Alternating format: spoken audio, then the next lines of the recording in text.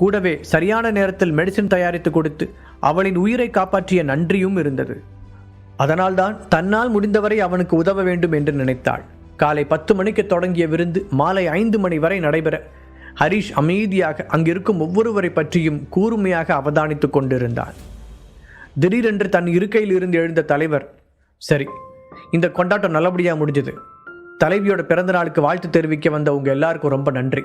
இனி எல்லாரும் அவங்கவங்க இடத்துக்கு போய் ஏற்கனவே செஞ்சுக்கிட்டு இருந்த வேலைகளை தொடரலாம் என்று கூறியவர் ஹரிஷை பார்த்து, நீ என் கூட வா, நான் உங்ககிட்ட கொஞ்சம் பேசணும் என்றார். சரி என்று தலையாட்டிய ஹரிஷ் அவரை பின்தொடர அங்கிருந்த மற்றவர்கள் போகும் இருவரின் முதுகை வெறித்து பார்த்தனர். இந்த கொஞ்ச நேரத்திலேயே தலைவர் ஹரிஷை மட்டும் ஸ்பெஷலாக ட்ரீட் செய்வதாக அவர்களுக்கு தோன்றியது. அதே நேரத்தில் ஹரிஷை அழைத்து கொண்டு சென்ற தலைவர் ஒரு அறைக்குள் அவனை அழைத்து சென்றார். உன்னை எதுக்காக இங்கே கூட்டிகிட்டு வந்தேன்னு தெரியுமா ஹரிஷ்? நடந்து கொண்டே அவர் கேட்க, இல்லை எனக்கு தெரியல என்று வெளியில் சாதாரணமாக கூறினாலும், ஒருவேளை நான் இந்த அமைப்போட சீக்ரெட் டெக்னிக்ஸை தெரிஞ்சுக்கிறதுக்காக தான் தலைவி கேட்ட உடனே இங்கே சேர்றதுக்கு சம்மதிச்சான்னு கண்டுபிடிச்சிட்டாரோ? யோசித்த அவனுக்குள் லேசான பதட்டம் ஏற்பட்டது. இத்தனை வருஷத்துக்கு அப்புறமும் ஹெர்பலிஸ்ட் சொசைட்டி இப்படி ஒரு வேலையை செய்வாங்கன்னு என்னால் நம்பவே முடியல என்று நடந்த அந்த ஏமாற்றத்தை தாங்கிக் கொள்ள முடியாமல் மீண்டும் தலைவர் கூற, தலைவரே, நான் ஒரு சந்தேகத்தை கேட்கலாமா என்றான் ஹரிஷ். இந்த ஹெர்பல் மெடிசனின் பின்னால் இயங்கும் உலகத்தை பற்றி அவனுக்கு இன்னுமே சில சந்தேகங்கள் இருந்தது. அவனுடைய கேள்விக்கு தலைவர் சரி என்பது போல தலையசைக்க, உங்களுக்கும் அவங்களுக்கும், அதான் அந்த ஹெர்பலிஸ்ட் சொசைட்டிக்கும் அப்படி என்ன பகைன்னு தெரிஞ்சுக்கலாமா என்று கேட்டான். அதை ஒரே வரியில் சுருக்கமாக சொல்ல முடியுமான்னு எனக்கு தெரியல. ஏன்னா இது பல வருஷ போட்டி.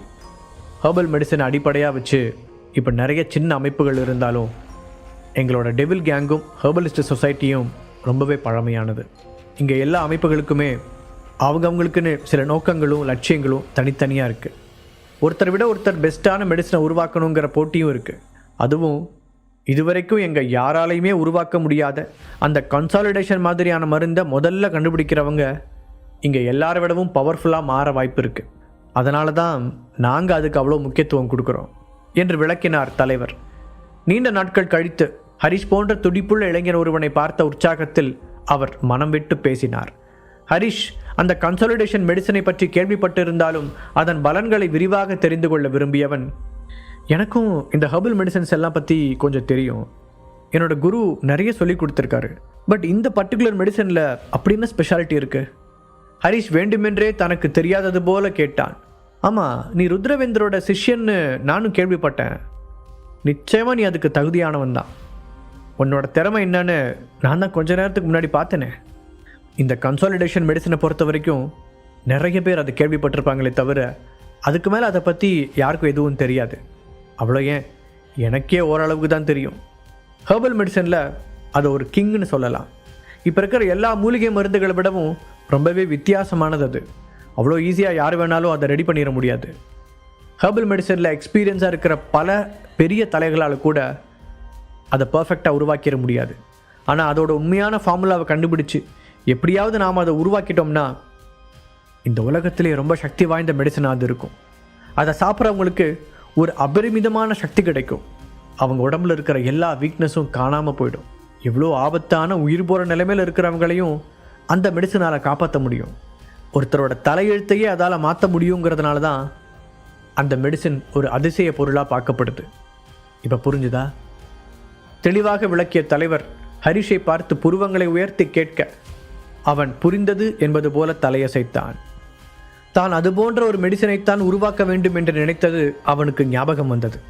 திடீரென்று இன்னொன்றும் நினைவுக்கு வர தன் பாக்கெட்டில் இருந்து ஒரு சிறிய பாட்டிலை எடுத்தவன், தலைவரே, இது உங்களுக்கான என்னோட சின்ன பரிசு என்று அவரிடம் நீட்டினான். என்னது? தலைவர் ஆச்சரியமாக கேட்க, இதோட பேர் யூனிட்டி பில். இது உங்கள் உடம்புல இருக்கிற செல்கள் எல்லாம் புதுப்பிக்கும். இதை சாப்பிட்டதுக்கப்புறம் நீங்களே ரொம்ப புத்துணர்ச்சியாக ஃபீல் பண்ணுவீங்க என்று கூறினான். உண்மையை கூற வேண்டுமென்றால் அவன் அந்த டேப்லெட்டை தனக்காக தயாரித்திருந்தான். ஆனால் இப்போது இருந்த சிச்சுவேஷனில் தலைவரை சந்தோஷப்படுத்தினால் அவருடைய மனதில் இன்னும் ஸ்ட்ராங்காக இடம் பிடிக்கலாம் என்று யோசித்தவன் அதை தலைவருக்கு பரிசாக கொடுத்தான். அவன் எதிர்பார்த்தது போலவே சந்தோஷமாக அந்த டேப்லெட்டை வாங்கி கொண்ட தலைவர், உனக்காக நான் ஒரு ரிவார்டு கொடுக்கலான்னு கூட்டிகிட்டு வந்தா நீ எனக்கு தெரியா என்றவர் முதலில் ஹரிஷ் அந்த டேப்லெட்டை கவனமாக பத்திரப்படுத்தினார். பின்பு எழுந்து அந்த ரூமில் இருந்த ஒரு டிராவை திறந்தார். அதிலிருந்து ஒரு சிறிய பெட்டியை எடுத்தார். அதை ஹரிஷின் முன் வைத்தவர், ஹெர்பலிஸ்ட் சொசைட்டி எங்களுக்கு செய்ய இருந்த துரோகத்தை கண்டுபிடிச்சு சொன்னதுக்காக ஒரு சின்ன பரிசு, திறந்து பாரு என்றார். அதை ஆர்வமாக வாங்கிய ஹரிஷ் மெதுவாக அந்த பெட்டியை திறக்க உள்ளே ஒரு துணி மடித்து வைக்கப்பட்டிருந்தது. ஹரிஷ் அதை கையில் எடுக்க சுத்தமாக எடையே இல்லாமல் வெறும் காற்றை போல வெயிட்லெஸ்ஸாக இருந்தது. ஹரிஷ், இது நாங்கள் உருவாக்கின ஒரு உடல் கவசம். ரொம்பவே அட்வான்ஸ் டெக்னாலஜியை வச்சு இதை தயாரிச்சிருக்கோம். இது உன்கிட்ட இருந்தா எந்த வெப்பன்ஸாலையும் உன்னை காயப்படுத்த முடியாது. அவ்வளோ ஏன், இதை போட்டுக்கிட்டு நீ நெருப்பில் இறங்கினா கூட அந்த தீ உன்னை ஒன்றுமே செய்யாது. எவ்வளவு வெப்பத்தை வேணாலும் இதால் தாங்கிக்க முடியும் என்று அவர் அந்த பொருளை பற்றி எக்ஸ்பிளைன் செய்ய ஹரிஷ் அதை உற்சாகத்துடன் பார்த்தான். வாவ், இது நமக்கு தேவையான ஒன்று தான். நமக்காக ரெடி பண்ண ஹெர்பல் டேப்லெட்டை தலைவருக்கு கொடுத்தோம், அவர் அதை விட பெஸ்ட்டான ஒன்றை தான் நமக்கு கொடுத்துருக்காரு என்று மனதிற்குள் சந்தோஷப்பட்டவன் அந்த கவசத்தை தடவி கொடுத்தான். இனிமே இது உனக்கு தான். உன்னை நெருங்கி வர எல்லா ஆபத்துகளில் இருந்தும் இது உன்னை காப்பாற்றோன்னு நம்புகிறேன் என்றவர் அவருடைய தோளில் தட்டி கொடுத்தார். அவரிடம் இன்னும் கொஞ்ச நேரம் பேசிக்கொண்டு இருந்த ஹரிஷ் நேரமாவதை உணர்ந்து தலைவரிடம் சொல்லிக்கொண்டு அங்கிருந்து கிளம்பினான். அப்போதுதான் சந்தனாவின் நினைவு வர அவசரமாக தன்னுடைய போனை எடுத்தவன் தான் ஒரு முக்கியமான வேலையில் இருப்பதாக அவளுக்கு மெசேஜ் அனுப்பிவிட்டு நேராக தன்னுடைய லேபிற்கு சென்றான். அதனுள்ளே நுழைந்ததும் முதல் வேலையாக அந்த கவசத்தை எடுத்து அணிந்து பார்த்தவனுக்கு அது ரொம்பவே கம்ஃபர்டபுளாக இருந்தது. அந்த கவசத்துடன் கண்ணாடி முன் நின்று பார்த்தவன் தன்னை ஒரு சூப்பர் ஹீரோ போல உணர்ந்தான். அதன் மேலே வழக்கம் போல அவனுடைய பேண்ட் ஷர்ட்டை போட அவன் கவசம் போட்டு இருப்பது வெளியில் வித்தியாசமாக தெரியவே இல்லை. அந்த அளவிற்கு அந்த கவசம் மெலிதாக இருந்தது. இது நிஜமாவே ஒரு ஹைடெக் ஸ்டஃப் தான். வாய்விட்டு சொன்னபடி உற்சாகமாக விசிலடித்த ஹரிஷ் அங்கிருந்து ஒரு பெரிய கத்தியை எடுத்து தன்னுடைய லெஃப்ட் ஹேண்டை வெட்டினான். அவ்வளவு பெரிய கத்தி அவனுடைய கவசத்தில் ஒரு சின்ன கீறலை கூட ஏற்படுத்தவில்லை. அதை தாண்டி அவனுடைய தோலையும் அவனால் தொட முடியவில்லை. தலைவர் கூறிய விஷயம் 100% உண்மைதான் என்று புரிந்து கொண்டவன் அதை கழற்றி பத்திரமாக வைத்தான். 3 நாட்களாக அந்த ஃபார்முலாவை தேடும் டென்ஷனில் இருந்தவனுக்கு இப்போது கண்களை சுழற்றி கொண்டு தூக்கம் வர அப்போது அவனுடைய மொபைலில் ஒரு நோட்டிஃபிகேஷன் சத்தம் கேட்டது. அதற்குள் அடுத்த பஞ்சாயத்தா என்ற ஒரு திகைப்புடன் எடுத்து பார்த்தவன் அது மிரியட்ஸை சேர்ந்த ஸ்ரீதரிடமிருந்து வந்த மெசேஜ் என்று தெரிந்ததும் சில நாட்களுக்கு முன்பாக அவனுக்கு கொடுத்த வேலை ஞாபகம் வந்தது. அதற்கு பிறகு இருந்த பரபரப்பில் சொன்னபடி அவர்களை சந்திக்க செல்லக்கூட நேரமில்லாமல் ஓடிக்கொண்டிருந்தான். அந்த மெசேஜை திறந்து பார்க்க நரேந்திரனின் குடும்பத்தை பற்றிய விவரங்களை சேகரித்து விட்டதாக ஸ்ரீதர் கூறியிருந்தான். அவனை அடுத்த நாள் காலையில் தீபக்கின் ஹோட்டலுக்கு வர சொல்லி ரிப்ளை அனுப்பியவன் மனதில் ஓடிக்கொண்டிருந்த எல்லா யோசனைகளையும் தள்ளி வைத்துவிட்டு நிம்மதியாக உறங்கத் தொடங்கினான். அடுத்த நாள் ஹரிஷ் சொன்னது போலவே தீபக்கின் ஹோட்டலில் ஸ்ரீதர் அவனுக்காக காத்திருக்க நிதானமாக அவனுக்கு எதிரில் போய் அமர்ந்தான் ஹரிஷ். என்ன கண்டுபிடிச்ச ஸ்ரீதர்? ஹரிஷ் நேரடியாக விஷயத்திற்கு வரவும் அவனை நிமிர்ந்து பார்த்த நரேந்திரன் மரியாதையுடன் குனிந்து வணக்கம் வைத்தான். அதை தலையசைத்து ஏற்றுக்கொண்ட ஹரிஷ் விஷயத்திற்கு வா என்பது போல் அவனை பார்க்க, நான் விசாரித்து தெரிஞ்சுக்கிட்ட வரைக்கும் இந்த கொஞ்ச வருஷத்துல தான் நரேந்திரன் குடும்பத்தோட பவர் ரொம்பவே அதிகமாக இருக்கு. அதுக்கு என்ன காரணம்னு யாருக்குமே சரியாக தெரியல. ஆனால் அவங்க ஃபேமிலியில் ரொம்ப வினோதமாக தெரிஞ்ச ஒரு விஷயம், நரேந்திரனோட அப்பா 5 குழந்தைகளை தத்தெடுத்து வளர்த்துருக்காரு. அவங்க எல்லாருமே ஹெர்பல் மெடிசனை யூஸ் பண்ணி தங்களை பலசாலியாக மாற்றிக்கிட்டாங்க. அவங்க தான் அந்த ஃபேமிலிக்கு ஒரு பெரிய பில்லராக இருக்காங்க. முக்கியமாக அவங்களால தான் அந்த ஃபேமிலியோட ஃபினான்ஷியல் ஸ்டேட்டஸ் ரொம்ப ஹையாக இருக்குது. நரேந்திரன் தனக்கு தெரிந்தவரை விளக்கமாக கூற, 5 தத்து பசங்களா என்று ஆச்சரியத்துடன் கேட்டான் ஹரிஷ். ஆமாம், எனக்கும் அதான் ஆச்சரியமாக இருக்குது. காரணமே இல்லாமல் யாராவது இத்தனை பேர் தத்தெடுப்பாங்களா? ஸ்ரீதர் புருவத்தை சுழித்தபடி கூற ஹரிஷுக்கும் அந்த சந்தேகம் இருந்தது. சரி, மேலே சொல்லு என்றான் ஹரிஷ். அது மட்டும் இல்லை, அவங்களோட வீடு அப்புறம் மற்ற இடங்கள் எல்லாத்துக்குமே ரொம்ப டைட்டான செக்யூரிட்டி போடப்பட்டிருக்கு. அதுக்குள்ளே நுழையிறது அவ்வளோ ஈஸியான விஷயம் இல்லை. ஆனால் ஒரு சாதாரண பிஸ்னஸ்மேனோட வீட்டுக்கு இவ்வளோ அதிகமான செக்யூரிட்டி ஏன் அப்படிங்கிறது ஒரு கேள்விக்குறியாக தான் இருக்குது. ஸ்ரீதர் தொடர்ந்து சொல்ல, மொத்தத்தில் இந்த பகை அவ்வளோ சீக்கிரமாக முடியாதுன்னு தோணுது என்று தனக்குள் கூறிக்கொண்டான் ஹரிஷ். அதற்குள் ஸ்ரீதர் மீண்டும் ஏதோ சொல்லத் தொடங்க அதில் தன்னுடைய கவனத்தை வைத்தான். அவ்வளோ சீக்கிரமாக அவங்கள நாம் தோற்கடிக்க முடியாது என்றான் ஸ்ரீதர். அவனை நேராக பார்த்த ஹரிஷ் ஒரு சின்ன சிரிப்புடன், அப்படியா சொல்கிற? அதுவும் சரிதான். பட் அவங்க ஃபேமிலியில் ஏதோ ஒன்று எனக்கு வித்தியாசமாக தெரியுது. முதல்ல அதை என்னன்னு கண்டுபிடிக்கணும். உன்னால் முடியுமா ஸ்ரீதர் என்று கேட்டான். கண்டிப்பாக செய்கிறேன் சார். உறுதியளித்த ஸ்ரீதரின் முகத்தில் அதை நிச்சயம் செய்து காட்டுவான் என்ற வேகம் தெரிந்தது. தீவிர யோசனையில் இருந்த ஹரிஷை பார்த்த ஸ்ரீதர், ஹரிஷ் சார் என்று இழுக்க, என்ன என்பதை போல நிமிர்ந்து பார்த்தான் ஹரிஷ். அந்த நரேந்திரன் ஃபேமிலி உங்களுக்கு அவ்வளோ தொந்தரவாக இருந்தா என்கிட்ட ஒரு ஐடியா இருக்குது. அந்த பசங்களை பற்றி நான் இன்னும் கொஞ்சம் கூட டீப்பாக விசாரித்தேன். அதிலிருந்து தெரிஞ்சது என்னென்னா, நாம் நேரடியாக போய் அவங்கள தாக்குனா நான் முன்னாடியே சொன்ன மாதிரி அவ்வளோ ஈஸியாக அவங்கள ஜெயிக்க முடியாது. ஆனால் அவங்க 5 பேருக்கும் வெவ்வேறு விஷயத்தில் இன்ட்ரெஸ்ட் இருக்குது. அந்த விஷயங்களை வச்சு நாம் அவங்களுக்கு தனித்தனியாக ஒரு பொறியை உருவாக்கி அவங்கள விழ வைக்கலாம். ஸ்ரீதர் தன்னுடைய திட்டத்தை விவரிக்க ஹரிஷ் அவனை பாராட்டும் விதமாக பார்த்தான். ஓகே ஸ்ரீதர், நான் இந்த விஷயத்தை உன்னை நம்பி ஒப்படைக்கிறேன். என்ன செலவானாலும் சரி, ஒரு ப்ராப்பரான பிளானோட வா. முடிஞ்ச வரைக்கும் அவரோட அந்த தத்து பசங்களுக்கு எதுவும் ஆகக்கூடாது. மற்றபடி அந்த நரேந்திரனோட அப்பாவுக்கோ அவரோட ஆளுங்களுக்கோ என்ன நடந்தாலும் அதை பற்றி எனக்கு பிரச்சனை இல்லை. உன் மேலே எந்த போலீஸ் கேஸும் வராமல் நான் பார்த்துக்கிறேன். ஹரிஷ் கூற, இந்த விஷயத்தில் நான் கண்டிப்பாக உங்களை ஏமாற்ற மாட்டேன் சார் என்றான் ஸ்ரீதர். ஸ்ரீதர் கூறுவது போல அந்த 5 பேரும் சக்தி வாய்ந்தவர்களாக இருந்தால் அவர்கள் ஏதோ ஒரு வகையில் தனக்கு பயன்படுவார்கள் என்று நினைத்தான் ஹரிஷ். ஸ்ரீதரை பார்த்து பேசிவிட்டு நேராக தன்னுடைய ஃப்ளாட்டிற்கு சென்றவன் அங்கு சந்தனா கோபமாக பாத்திரங்களை உருட்டி கொண்டு இருப்பதை பார்த்தான். ஆஹா, இந்த 2 நாளாக இருந்த டென்ஷனில் சந்தனா கூட சுத்தமாக டைம் ஸ்பெண்ட் பண்ணவே இல்லையே. நேற்று வேற சொல்லாமல் கொள்ளாமல் காணாமல் போயிட்டோம். அதான் ரொம்ப கோபமாக இருப்ப போல. இப்போ என்னன்னு சொல்லி சமாதானப்படுத்துறது? யோசித்து கொண்டே உள்ளே சென்றவன் கிச்சனில் நின்ற சந்தனாவை பின்னால் இருந்து அணைத்தான். கதவை திறக்கும் சத்தம் கேட்டவுடனே அது ஹரிஷ் தான் என்பதை உணர்ந்தவள் வேண்டுமென்றே திரும்பாமல் நின்றாள். சாரி பேபி, நான் ஒரு முக்கியமான வேலையில் மாட்டிக்கிட்டேன். அதனால தான் நேற்று நைட்டு உனக்கு இன்ஃபார்ம் பண்ண முடியல. அவன் மன்னிப்பு கேட்கும் விதமாக கூற திரும்பிய சந்தனாவின் கண்கள் கலங்கி இருந்தது. உச்சுச்சோ, எதுக்கு பேபி அழுற? ரியலி சாரி, அது என்னோட தப்பு தான். இனிமே அப்படி நடக்காமல் பார்த்துக்கிறேன். அவள் முகத்தை தாங்கி பிடித்த ஹரிஷ் மென்மையான குரலில் கூறினான். எனக்கு புரியுது ஹரி, இந்த கொஞ்ச நாள்லையே நீ இவ்வளோ பெரிய ஃப்ளாட், காஸ்ட்லி கார்னு வாங்குற அளவுக்கு உன் முதலாளி சேலரி கொடுக்குறாருன்னா அதுக்கேற்ற மாதிரி உனக்கு நேரம் காலம் பார்க்காம வேலை இருக்குன்னு எனக்கு தெரியுது என்று சந்தனா சொல்ல, அந்த முதலாளியே நான் தானே பேபி, இடையில் மைண்ட் வாய்ஸில் பேசிக்கொண்டான் ஹரிஷ். பட் அந்த மாதிரி போகும்போது எனக்கு ஒரு தகவல் சொல்லிட்டேன்னா நான் நிம்மதியாக இருப்பேன். ஏற்கனவே உன்னை பற்றின நிறைய விஷயங்கள் எனக்கு தெரியவே இல்லை. உனக்கு எதுலலாம் இன்ட்ரெஸ்ட் இருக்குது, என்னென்ன டேலண்ட் இருக்குன்னு இப்போ தான் கொஞ்சம் கொஞ்சமாக தெரிஞ்சுக்கிட்டு வரேன். யார் யாரோ உன்னை பார்த்து பயப்படுறாங்க. பெரிய பெரிய ஆளுங்கள்லாம் உனக்கு மரியாதை கொடுக்குறாங்க. ஏற்கனவே நான் உனக்கு ஒரு நல்ல ஒய்ஃபாக நடந்துக்கலையோன்னு கில்ட்டியாக ஃபீல் பண்ணுறேன். இதில் நீ வேற இப்படி திடீர்னு சொல்லாமல் காணாமல் போகும்போது எனக்கு எவ்வளோ பயமாக இருக்குன்னு தெரியுமா? எங்கே அதை பற்றி கேட்டு நான் முன்னாடி மாதிரியே உன்னை சந்தேகப்படுறேன்னு நினச்சிட்டேன்னா என்ன பண்ணுறதுன்னு கேட்கவும் தயக்கமாக இருக்குது. இப்போ நான் என்ன செய்யட்டும், நீயே சொல்லு. இந்த கொஞ்ச நாட்களாக மனதில் பாரமாக அழுத்தி கொண்டிருந்த பாரத்தை ஹரிஷின் முன்னால் கொட்டி தீர்த்தாள் சந்தனா. அவள் பேசியதை கேட்டு ஒரு நிமிடம் திகைத்தவன் பின்பு வேகமாக அவளை இழுத்து அணைத்தான்.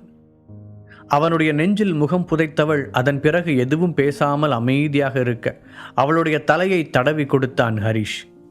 பேபி, நான் சொல்கிறத கொஞ்சம் பொறுமையாக கேட்பியா? எல்லா விஷயத்தையும் உங்ககிட்ட தெளிவாக எக்ஸ்பிளைன் பண்ணணும்னு தான் நினைக்கிறேன். ஆனால் ஏதோ ஒரு தடங்கள் அதை சொல்ல விடாமல் தடுத்துருது. அதுவும் ஒரு வகையில் நல்லதான்னு நினைக்கிறேன். ஏன்னா இப்போ நான் போக நினச்ச பாதையில் பாதி வழியில் நின்றுக்கிட்டு இருக்கேன். இங்கிருந்து நிறைய சின்ன ரோடுங்க பிரியுது. அதில் எந்த பக்கம் போகிறதுன்னு நானே இன்னும் தெளிவாக ஒரு முடிவுக்கு வரல. நானே இப்படி ஒரு குழப்பத்தில் இருக்கும்போது அதில் ஒன்றையும் சேர்த்து இழுத்து விட விரும்பலை. இவ்வளவு நாள் பொறுத்துக்கிட்ட எனக்காக இன்னும் கொஞ்ச நாள் மட்டும் அமைதியாரு. நீ கேட்குற எல்லா கேள்விக்கும் நான் பதில் சொல்கிறேன். சத்தியமாக நான் எந்த ஒரு தப்பான வழியிலையும் போகலைங்கிறத மட்டும் உறுதியாக சொல்கிறேன். இந்த வீடு, கார் எல்லாமே என்னோட சொந்த உழைப்புக்கு கிடைச்ச பரிசு தான். நான் யாரையும் ஏமாத்தலை, திருடலை, கொள்ளையடிக்கலை. இதை நீ நம்புறதானே? ஆழ்ந்த குரலில் பேசிக்கொண்டே வந்த ஹரிஷ் கடைசியாக கேட்க அவன் நெஞ்சில் சாய்ந்தவாறே ஆமாம் என்று தலையசைத்தாள் சந்தனா. இது போதும் பேபி, எனக்கு மற்ற யார் என்ன நம்பலைனாலும் எனக்கு பிரச்சனை இல்லை. இந்த உலகத்திலேயே நான் ரொம்ப முக்கியமாக நினைக்கிறது என் அப்பா அம்மாவையும் உன்னையும் என் நண்பர்களையும் தான். நீங்கள் எல்லாரும் என்னை புரிஞ்சுக்கிட்டா அதுவே போதும். நான் நினச்சதை கண்டிப்பாக செஞ்சு முடிப்பேன். உணர்ச்சி வசப்பட்ட குரலில் ஹரிஷ் சொல்ல சந்தனா அவனை ஆதரவாக அணைத்தாள். அவளுடைய முகத்தை உயர்த்தி நெற்றியில் முத்தம் கொடுத்தவன், இப்பெல்லாம் ஓகே தானே? என் பேபி சமாதானம் ஆயிட்டா தானே? ஹரிஷ் கொஞ்சலாக கேட்க அவனுடைய கழுத்தில் இரு கைகளையும் போட்டு கோர்த்தவள், இதுதான் லாஸ்ட் டைம். இன்னொரு தடவை இந்த மாதிரி எந்த தகவலும் சொல்லாமல் காணாமல் போகக்கூடாது, சரியா என்று முகத்தை முடிந்தவரை டெரராக வைத்துக்கொண்டு சந்தனா கூற, அதை பார்த்து வாய்விட்டு சத்தமாக சிரித்தான் ஹரிஷ். சரி, ப்ராமிஸ் என்றவன் அவளை தூக்கி ஒரு சுழற்றினான். இந்த இயல்பான கணவன் மனைவி வாழ்க்கை அவனுக்கு ரொம்பவே பிடித்திருந்தது. அவளுடைய முகத்தில் இந்த சிரிப்பை பார்ப்பதற்காக என்ன வேண்டுமானாலும் செய்யலாம் என்று தோன்றியது. அதற்கு முன்பு அவனையும் அவளையும் அவமானப்படுத்திய கூட்டத்தின் முன்னிலையில் ஒரு கிங்காக உருவாகி நிற்க வேண்டும் என்று உறுதி எடுத்தவன் அதற்காக அடுத்தென்ன செய்யலாம் என்பதை பற்றி மனதிற்குள் திட்டமிடத் தொடங்கினான். ஒரு வழியாக சந்தனா சமாதானமாகிவிட ஹரிஷ் அவளை விளையாட்டாக வம்பிழுத்து கொண்டே அவள் சமைப்பதற்கும் உதவினான். ரொம்ப நாள் கழித்து கிடைத்த அந்த தனிப்பட்ட நேரத்தை அவர்கள் இருவருமே சந்தோஷமாக அனுபவித்தார்கள். அதன் பிறகு எப்போதும் போல அவளையும் அழைத்து கொண்டு காலேஜுக்கு கிளம்பினான் ஹரிஷ். கிளாஸ் ரூமுக்குள் நுழைந்த ஹரிஷை பார்த்ததும் உற்சாகமாக கையாட்டிய ஜீவா அவன் அருகில் வந்து உட்கார்ந்ததும் குரலை தனித்து கொண்டு, என்னாச்சு ஹரிஷ், நீ ஏதோ தேடிக்கிட்டு இருந்தியே, கிடைச்சதா என்று அக்கறையுடன் கேட்டான். அது பரவாயில்ல ஜீவா, அந்த பிரச்சனை வேறு மாதிரி முடிஞ்சிருச்சு. பட் அந்த ஃபார்முலா கிடைச்சா நல்லா தான் இருக்கும், நமக்கு அது ரொம்ப யூஸ்ஃபுல்லாக இருக்கும்னு தோணுது ஹரிஷ் சொல்ல. தேங்க் காட், அன்றைக்கி நைட்டு நான் சொல்ல கேட்காம என்னை வீட்டுக்கு அனுப்பி விட்டுட்டியா. நேற்று வேற நீ காலேஜுக்கு வரலையா, அதான் ரொம்ப பயந்துட்டேன். இப்போ அந்த பிரச்சனை ரொம்ப ஸ்மூத்தாக முடிஞ்சிருச்சுன்னு கேட்கும்போது தான் எனக்கு நிம்மதியாக இருக்குது என்ற ஜீவாவை ஒரு சொல்ல முடியாத உணர்வுடன் பார்த்தான் ஹரிஷ். இதற்கும் அந்த பிரச்சனை என்னவென்று கூட ஜீவாவிற்கு தெரியாது. அதை பற்றி அவன் கேட்கவும் இல்லை. இருந்தாலும் அவனால் முடிந்த அளவுக்கு ஹரிஷுக்கு உதவ முயற்சித்தான். அந்த அளவிற்கு தன் மீது நம்பிக்கை வைத்திருந்த நண்பனை நினைத்து பெருமையாக உணர்ந்தான் ஹரிஷ். என்னடா அப்படி பார்க்குற, என் முகத்தில் ஏதாவது வித்தியாசமாக இருக்கா? ஜீவா கேட்க, ஒன்றும் இல்லடா என்றபடி அவனுடைய தோளில் கை போட்டு இறுக்கினான் ஹரிஷ். அப்போது அவர்களின் பெஞ்சுக்கு அருகில் வந்த பூஜா ஹரிஷின் முன்பு ஒரு மடித்த பேப்பரை வைத்துவிட்டு போக ஹரிஷும் ஜீவாவும் ஒருவரை ஒருவர் பார்த்து கொண்டனர். மச்சி, என்னடா நடக்குதுங்க, இது சந்தனாவுக்கு தெரியுமா? ஜீவா கிண்டலாக கேட்க, அட நீ வேற ஏன்டா நேரங்காலம் தெரியாமல், நானே என் மேலே சரியான கோபத்தில் இருந்தவளை காலையில் தான் சமாதானப்படுத்திட்டு வந்தேன். இதில் இது வேறையா? முதல்ல இதில் என்ன இருக்குன்னு பார்ப்போம், பொறு என்ற ஹரிஷ் அந்த பேப்பரை எடுத்து பிரித்து பார்த்தான். அதில், நீ ஈவினிங் ஃப்ரீயாக இருந்தால் நாம் டின்னர் சாப்பிட போகலாமா, நான் உனக்கு வாங்கித்தரேன்னு சொன்ன ப்ராமிஸ் இன்னும் பாக்கி இருக்கு என்று எழுதப்பட்டிருக்க ஹரிஷ் மெதுவாக சிரித்தான். பூஜா அந்த செல்போன் நிகழ்வை ஏதாவது ஒன்றை செய்து சரி செய்ய நினைக்கிறாள் என்பதை புரிந்து கொண்டான். உண்மையில் ஹரிஷ் அந்த விஷயத்தை பற்றி சுத்தமாக மறந்தே போயிருந்தான். நான் தான் சொன்னல, நீ நினைக்கிற மாதிரி இது ஒன்றும் பெரிய விஷயம் இல்லைன்னு. அவன் என்னை ஃப்ரெண்ட்லியாக டின்னருக்கு கூப்பிட்றா, உனக்கு இன்ட்ரெஸ்ட் இருந்தா நீயும் என் கூட வரியா என்று அந்த பேப்பரை ஜீவாவிடம் காட்டி கேட்டான் ஹரிஷ். இதெல்லாம் கேட்கணுமா மச்சி, உனக்கே தெரிய வேணாமா? ஜீவா சந்தோஷமாக பதில் சொல்ல, அடா பாவி, இப்போதான் சந்தனாவுக்கு தெரியுமான்னு என்ன கிண்டல் பண்ண, இப்போ இதை நான் திவ்யா கிட்ட சொல்லவா? ஹரிஷ் புருவத்தை உயர்த்தி கேட்டான். உன் கூட ஒரு டின்னருக்கு வரேன்னு சொன்னது குத்தமாடா, அதுக்காக எனக்கு டைவர்ஸ் வாங்கி கொடுத்துருவ போல இருக்க என்று விளையாட்டாக சொன்ன ஜீவா, ஆனால் இந்த மாதிரி ஃப்ரெண்ட்ஸ் கூட டின்னர் சாப்பிட போகிறதெல்லாம் திவ்யா தப்பாக நினைக்க மாட்டாடா, மனைவியை நினைத்து பெருமிதத்துடன் கூறினான். பொண்டாட்டி மேலே அவ்வளோ பிரியம் வச்சிருக்க சாரு, எதுக்காக அவ்வளோ வேகமாக டின்னருக்கு வரேன்னு சொன்னீங்க? ஹரிஷ் மீண்டும் அவனை வம்பிழுக்க, அது வேறு டிபார்ட்மெண்ட், ஒரு ஜாலிக்காக செய்கிறது. இந்த கேம்பஸோட க்ரஷ் மெட்டீரியல் கூட இந்த மாதிரி ஒரு டின்னர் சாப்பிட்ற சான்ஸ் கிடைக்கும்போது யாராவது அதை மிஸ் பண்ணுவாங்களா? இங்கே அவன் பூஜா திரும்பி ஒரு பார்வை பார்க்க மாட்டாளான்னு ஏங்கிட்டு கிடக்கிறானுங்க. அப்படிப்பட்ட ஸ்டன்னிங் பியூட்டி உன் கூட ஃப்ரெண்டாக விரும்புகிறான்னா பெரிய விஷயந்தாண்டா. இருந்தாலும் நீ ஒரு அதிர்ஷ்டக்காரன் தாண்டா. முதல்ல அக்ஷரா, இப்போ பூஜா, உனக்குன்னே அழகான பொண்ணுங்களா தேடி தேடி வர்றாங்க. ஜீவா கேலி செய்ய ஹரிஷ் அவனை முறைத்தான். போனா போகுதுன்னு உன்னை டின்னருக்கு கூட்டிகிட்டு போகலான்னு நினச்சேன், பட் இப்போ வேண்டான்னு தோணுது என்ற ஹரிஷை பரிதாபமாக பார்த்தான் ஜீவா. ஏன் ஹரிஷ், நாம் என்ன அப்படியா பழகிருக்கிறோம்? நான் உன்னை சும்மா விளையாட்டுக்கு சொன்னேன்டா, அதுக்காக அவசரப்பட்டு இப்படி ஒரு முடிவுக்கு வரலாமா? ஜீவா அவனுடைய கன்னத்தை பிடித்து சமாதானப்படுத்துவது போல கூற சிரித்த ஹரிஷ், சரி சரி கூட்டிகிட்டு போகிறேன், அதுக்காக என் கன்னத்தை பிச்சு எடுத்துறாத என்றான். நண்பர்களுக்குள் இதுபோன்ற விளையாட்டும் கேலிகளும் சகஜம் என்பதால் இருவருமே அதை சீரியஸாக எடுத்துக்கொள்ளவில்லை. பூஜாவிடம் பதில் சொல்வதற்கு முன்பாக சந்தனாவை அழைத்தவன் அவளுக்கு ஈவினிங் லைவ் ப்ரோக்ராம் இருக்கிறதா என்று கேட்க அவளும் ஆமாம் என்றாள். அதன் பிறகு பூஜா டின்னருக்கு அழைத்த விஷயத்தை கூறியவன் தானும் ஜீவாவும் செல்வதாக கூற அவளும் சரி என்றாள். ஜீவாவும் உடன் செல்வதால் சந்தனா அதை பற்றி பெரிதாக அலட்டிக் கொள்ளவில்லை. அதன் பிறகு பூஜா கொடுத்த அந்த பேப்பரை திருப்பி, ஈவினிங் ஃப்ரீயாக தான் இருக்கேன், ஆனால் என் கூட ஜீவாவையும் கூட்டிகிட்டு வர விரும்புகிறேன் என்று எழுதி பூஜாவிடம் கொடுத்தான். அதை பார்த்தவள், ஓ இஷ்டம் என்று அதன் கீழே எழுதி காண்பிக்க ஹரிஷ் கட்டை விரலை உயர்த்தி தம்ஸ்அப் காட்டினான். அன்றிரவு பூஜா அவர்களை ஒரு ஃபேன்சியான ரெஸ்டாரண்ட்டுக்கு அழைத்துச் செல்ல ஹரிஷும் ஜீவாவும் அவளுடன் இயல்பாக பழகினார்கள். பொதுவாக பூஜாவுடன் பேச விரும்பும் ஆண்கள் அவளை ஒரு மாதிரி ஸ்பெஷலாகத்தான் நடத்துவார்கள். அவர்களிடம் ஏதாவது ஒரு எதிர்பார்ப்பு இருக்கும். அப்படி இல்லாமல் ஹரிஷும் ஜீவாவும் அவளுடன் நட்பாக பழகியது பூஜாவிற்கு ஒரு நல்ல உணர்வை தந்தது. மூவரும் சாப்பிட்டு முடிக்கும் நேரத்தில் ஹரிஷை தயக்கத்துடன் பார்த்த பூஜா, ஹரிஷ், நான் உங்ககிட்ட ஒரு ஹெல்ப் கேட்கலாமா என்றாள். ஐயோ பூஜா, எதுக்கு இவ்வளோ யோசிக்கிற? என் நண்பன் மற்றவங்களுக்கு உதவுறதையே தன்னோட கடமையாக நினைக்கிறவன். அதனால் உனக்கு என்ன ஹெல்ப் வேணாலும் தாராளமாக கேட்கலாம் இல்லை மச்சான் என்று ஹரிஷை முந்திக்கொண்டு ஜீவா பதில் சொல்ல டேபிளுக்கு அடியில் இருந்து அவனுடைய காலை ஓங்கி மிதித்தான் ஹரிஷ். பூஜா இருந்ததால் கத்த முடியாத ஜீவா பல்லை கடித்தபடி அவளை பார்த்து ஈ என்று சிரித்தான். அதற்குள் பூஜாவை திரும்பி பார்த்த ஹரிஷ், அவன் அப்படிதான் ஏதாவது உளறிட்டு இருப்பான். சரி, உனக்கு என்ன ஹெல்ப் வேணும் என்று கேட்க, ஹெர்பல் காம்படிஷனில் நீ ஜெயிச்சது மூலமாக நீ ஹெர்பல் மெடிசன் தயாரிக்கிறதுல எக்ஸ்பர்ட்டுன்னு தெரியுது. எனக்காக நீ ஒரு மெடிசன் தயாரித்து தர முடியுமா? பூஜா ஒரு வழியாக தன் மனதில் இருந்ததை வெளிப்படையாக சொன்னாள். என்ன, உனக்கு ஹெர்பல் டேப்லெட்ஸ் வேணுமா? ஹரிஷ் ஆச்சரியத்துடன் கேட்டான். பணமும் செல்வாக்கும் கொண்ட பூஜாவின் குடும்பத்தால் வாங்க முடியாத டேப்லெட் ஏதாவது இருக்கிறதா என்ன? யோசித்த ஹரிஷால் அதை நம்ப முடியவில்லை. ஜீவாவிற்கும் அதே எண்ணம்தான். தன் நண்பனின் திறமையை பற்றி அவனுக்கு தெரிந்திருந்தாலும் பூஜா அவனிடம் உதவி கேட்பது நிச்சயம் ஆச்சரியமான ஒரு விஷயம்தான். எனக்குன்னா எனக்கில்ல என்ற பூஜா ஒரு கணம் தயங்க, அவள் என்ன கேட்க விரும்புகிறாள் என்று புரியாத ஹரிஷும் ஜீவாவும் ஒருவரையொருவர் பார்த்து கொண்டனர்.